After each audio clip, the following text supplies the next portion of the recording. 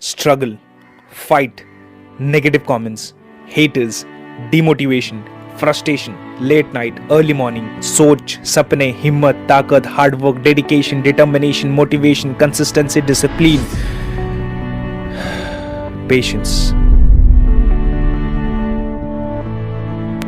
इन सारी चीजों के बाद होती है शुरुआत, और ये मेरी शुरुआत है।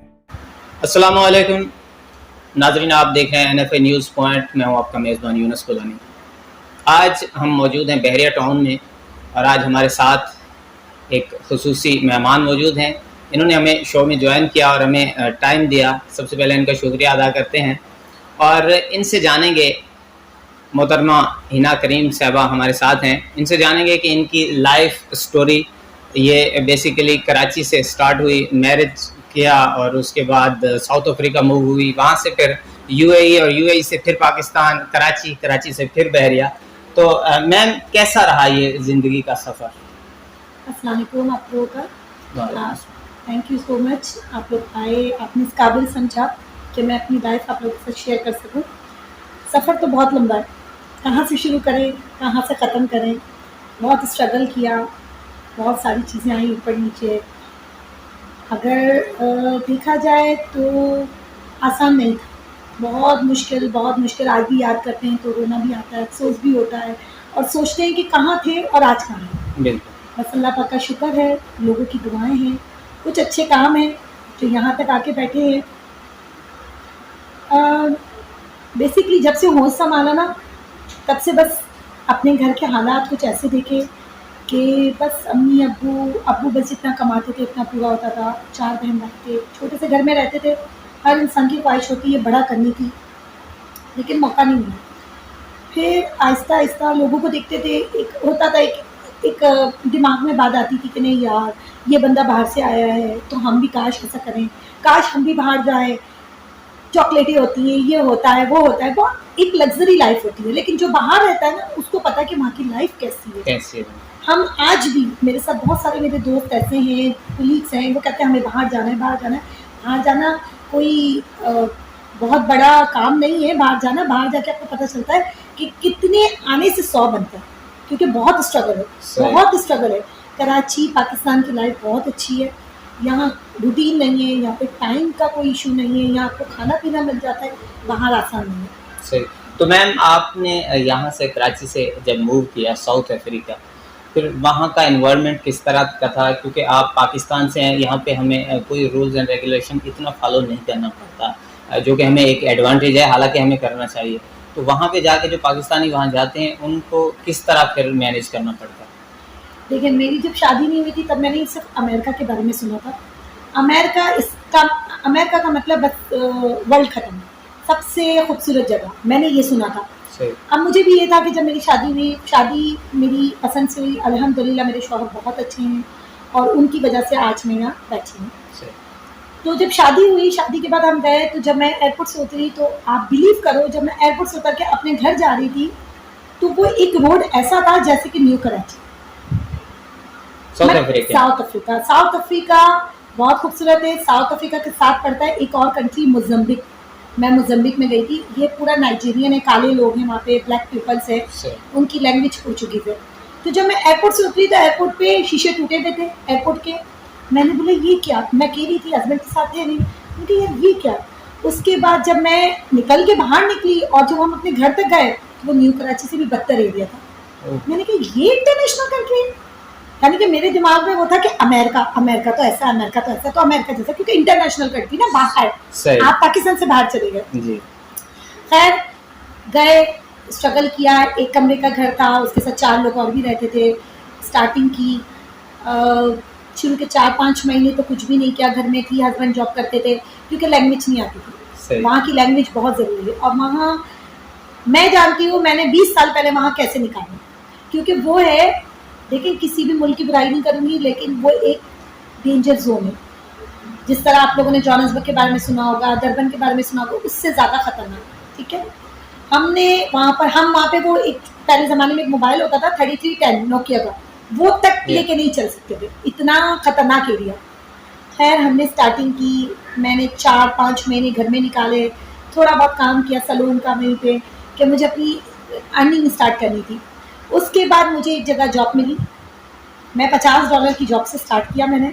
$50 कुछ भी नहीं होता, उस वक्त भी कुछ भी नहीं था, आज तो कुछ भी नहीं है। खैर वो जॉब स्टार्ट की क्योंकि मुझे सीखना था। वो एक बेसिकली बुक स्टॉल था, बुक स्टॉल की शॉप थी। वहाँ पे मुझे सारी चीज़ें सीखनी थी, फोटोकॉपी कैसी होती है, पेन को क्या कहते हैं, पेंसिल को क्या कहते हैं।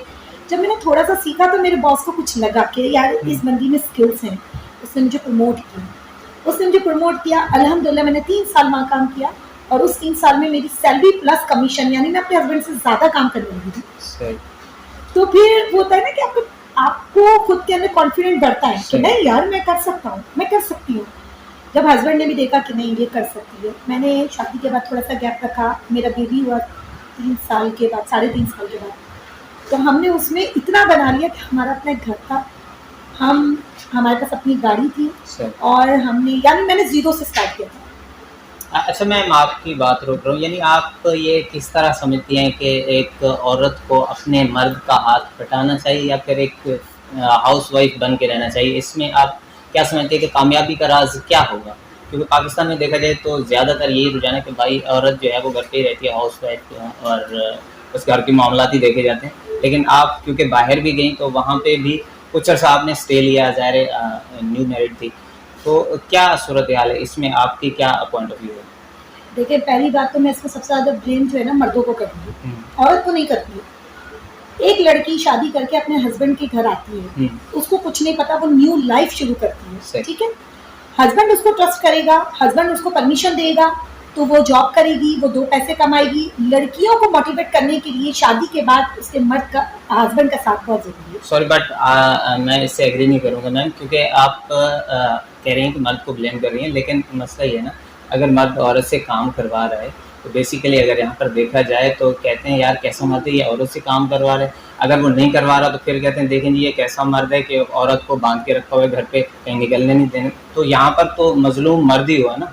नहीं, मजलूम मर्द नहीं बात। आप मुझे एक बात बताओ, आपके ऊपर एक एग्जाम्पल देती हूँ मैं। आपके घर में अगर कोई ट्रेजेडी हो जाती है, क्या आपको दुनिया खाना देगी? क्या आपके घर का खर्चा दुनिया चलाएगी? आप लोगों की बातों पे नहीं जाओ, आप वो करो जो आपका दिल कहता है। मैं आज इस जगह बैठी हूँ ना, मेरा शौहर मेरे साथ नहीं है, मेरी माशाल्लाह 17 साल की बेटी है, लेकिन मैं उसके ट्रस्ट पे बैठी हूँ क्योंकि वो मुझ पर ट्रस्ट करते हैं, ठीक है। अब आप मर्दों की अगर बात करते हैं, मेरे पास, मुझे अभी लास्ट कुछ टाइम में 2 लेडीज से मैं मिली।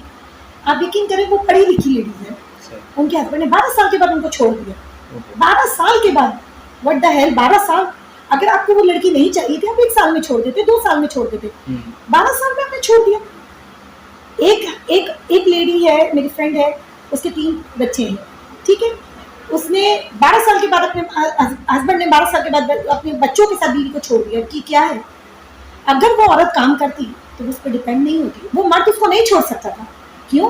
क्योंकि उसको पता है कि यार ये मुझसे ज्यादा कमा रही है। तो औरत को अपने बाप के घर में तो ठीक है, अपने वालिद के घर में तो ठीक है, चलो भाई वालिदैन ऐसा समझते हैं, क्योंकि हमारे यहाँ ये होता है कि अगर लड़की शादी से पहले जॉब कर रही है तो उसके रिश्ते नहीं मिलते, बेचारे वालिदैन परेशान हो जाते हैं। लेकिन जब आपकी शादी हो गई, आपका हस्बैंड आपके साथ है और आप हस्बैंड खुद देख रहा है कि मेरी बीवी इतना कमा रही है कि हम बहुत अच्छा मेंटेन कर रहे हैं, बहुत अच्छे से चल रहे हैं, तो ये हस्बैंड उसको साथ देना चाहिए। चले मैम, आपका पॉइंट ऑफ व्यू आ गया कि यानी अगर घर पे है औरत अपने माँ बाप के घर में तो वो ना भी कमाए तो कोई इशू नहीं है, लेकिन मर्द के जब उसकी शादी हो जाती है तो वहाँ पे कमाए। आपकी लाइफ स्टोरी को आगे कंटिन्यू करते हैं। फिर साउथ अफ्रीका में आपने अपना बिजनेस स्टार्ट किया, तो कैसा रहा वो सफ़र?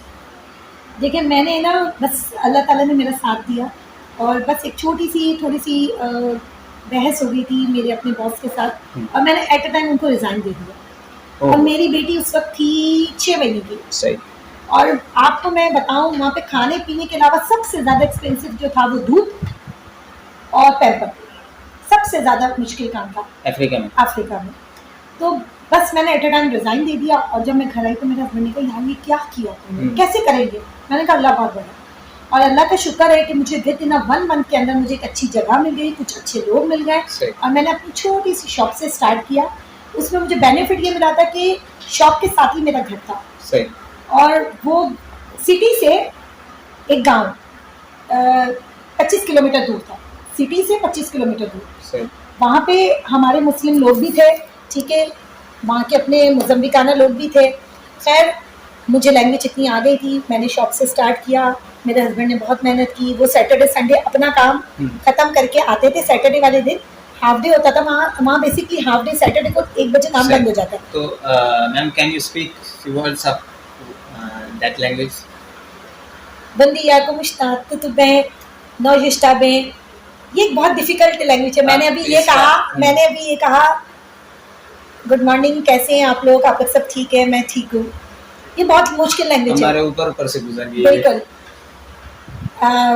मैं और मेरे हस्बैंड बेसिकली जब भी कहीं निकलते हैं तो हम अपनी लैंग्वेज में बात करते हैं। तो हमें हर कोई ना जब सुनता है तो ये कहते हैं आप क्या पंजाबी में बोल रहे हैं, सराइकी में बोल रहे हैं, आपकी लैंग्वेज कौन सी है? एक सुन के लोगों को अच्छा लगता है।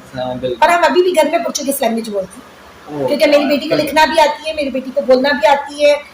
मुझे फुल पुर्तगाली आती है, मेरे हस्बैंड को पुर्तगाली आती है, क्योंकि हमने एक पौधा लगाया था। जब वो पौधा बड़ा हुआ और बीच वो फल देने लगा तो हम छोड़ के आ गए। सही। और छोड़ने का रीजन था बेटी का एजुकेशन, मेन रीजन यही था।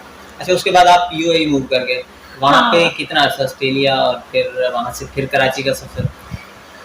देखिए हुआ ये कि जब हमने बिजनेस स्टार्ट किया ना तो हमने एक छोटी सी शॉप से स्टार्ट किया। अल्हम्दुलिल्लाह, अल्लाह पाक का लाख लाख शुक्र है। देखिए इंटरनेशनल कंट्रीज में क्रिसमस और न्यू ईयर बहुत अच्छे से सेलिब्रेशन होती है, उसमें बिजनेस आपका दुगना हो जाता है। तो जब मैंने स्टार्ट किया तो मुझे फर्स्ट ईयर में जो बिजनेस मिला ना, उससे बस हमारे दिन बदल गए। और शायद हो सकता है कि एक तो दुआएं और दूसरा वे ऑफ टॉकिंग, आप अपने क्लाइंट को किस तरह से इम्प्रेस कर रहे हैं। किस तरह डील करते हैं? मेरा पहले एक जनरल स्टोर का काम मैंने शुरू किया, इसके बाद मेरा होलसेल का काम हो गया। उसी से मेरा वेरा हाउस थे, मेरे 4 शॉप्स थी, देवर मेरे साथ था, एक कज़न मेरे साथ था। सारा मतलब यहाँ पर तो हमने एक छोटी सी दुकान खोल के बैठ गए। यहाँ पर हमारे पास पाकिस्तान में कुछ रूल्स नहीं है। वहाँ पर तो आपका मेडिकल, वहाँ पे आपका इमिग्रेशन, वहाँ पे आपकी हेल्थ, वहाँ पे आप कोई भी सामान दीवार से टच करके नहीं लगा सकते। अलग अलग डिपार्टमेंट्स बने हुए, वो अलग अलग डिपार्टमेंट्स चेकिंग पे आते थे, और अगर कोई इशू निकले तो वहाँ पे फाइन लगाते थे। तो हर चीज़ को मैंने किया। हस्बैंड का बहुत साथ था। कुछ टाइम के बाद हस्बैंड मिल के काम को बहुत ऊपर बढ़ाया, बहुत अच्छा सेटअप था। एजुकेशन बेसिस पे यहाँ मूव हुए, हस्बैंड मेरे यूएई मूव हो गए। यूएई में भी हम लोगों ने काम अपना स्टार्ट किया हुआ है। यूएई मूव होने का रीज़न ये था कि डिस्टेंस, क्योंकि Mozambique 24 hours, Karachi to Mozambique पहुँचना 24 आवर्स बाय एयर, और हस्बैंड वाइफ हम कभी दूर रहे नहीं हैं, बच्ची का साथ है। तो यूएई मूव करने का मकसद ये था कि नियरेस्ट में अभी निकलो अभी पहुँच जाओ। तो वो 2-2 महीने में वो आ जाते हैं, मैं चली जाती हूँ। तो इस तरह से हम एक दूसरे से कनेक्ट हैं। कभी हम उधर होते हैं, कभी हम इधर होते हैं। और ये नहीं है कि मैं पाकिस्तान आके भी बिल्कुल रिलैक्स हूँ। पाकिस्तान में भी मैंने अभी कराची में भी 1.5 साल पहले ही मैंने अपना काम शुरू किया। रियल इस्टेट से मेरा ताल्लुक़ है। बहरिया टाउन में मैं काम कर रही हूँ, बहरिया टाउन को रिप्रेजेंट कर रही हूँ। अल्हम्दुलिल्लाह, अल्लाह पाक का लाख लाख शुक्र है कि बहुत अच्छा साथ है। लेकिन ये साथ सिर्फ आपका अकेले का नहीं है, आपके हस्बैंड का सपोर्ट बहुत ज़रूरी है। बहुत शुक्रिया मैम। यहाँ पर एक छोटी सी ब्रेक लेंगे और नाज़रीन stay tune NFI news point. अभी सवालात का लम्हा बाकी है, हम इनसे बातचीत जारी रखेंगे, तो बने रहिए हमारे साथ।